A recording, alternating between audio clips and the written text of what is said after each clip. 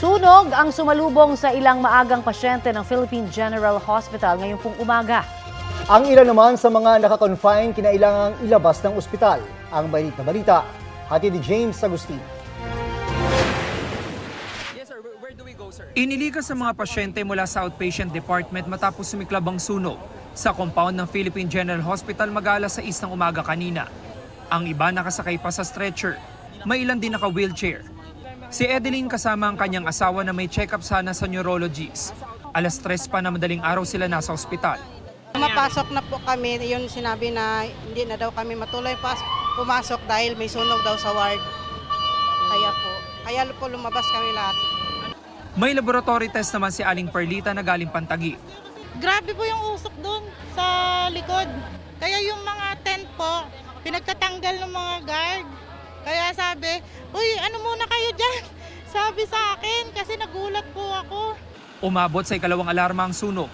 Nasa 13 fire truck ng Bureau of Fire Protection ang rumisponde, bukod pa sa mga fire volunteer group. Pasado alas 7 ng umaga na mapula ang sunog.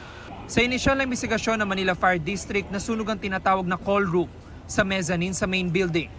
Ang involved po natin is a mezzanine, which is ginagawang doctors' quarters na doon nagpapahinga yung mga doctors natin. Ang involved po natin doon is overheat ng air condition. Siguro or sa sobrang overuse, that's why nagkaroon ng overheating. Wala naman daw naitalang nasugatan sa insidente. Nasa 15,000 pesos ang inisyal na halaga ng pinsala. Alas 7:23 nang muling pinapasok ang mga pasyente sa outpatient department. Ang pinsan ni Dolores na may check-up sa buto, isinakay sa ambulansya para maiuwi pabalik sa Cavite. I-reschedule na lang daw nila ito sa susunod na linggo. Siyempre takot. Buti na lang wala pa kami sa loob. Stretcher ang pasyente ko eh. Mahirap di ba? Naka-stretcher. Wala pang pahayag ang pamunuan ng PGH. James Agustin, nagbabalita para sa GMA Integrated News. Kapuso, alamin ang maiinit na balita. Bisitahin at mag-subscribe sa GMA Integrated News sa YouTube.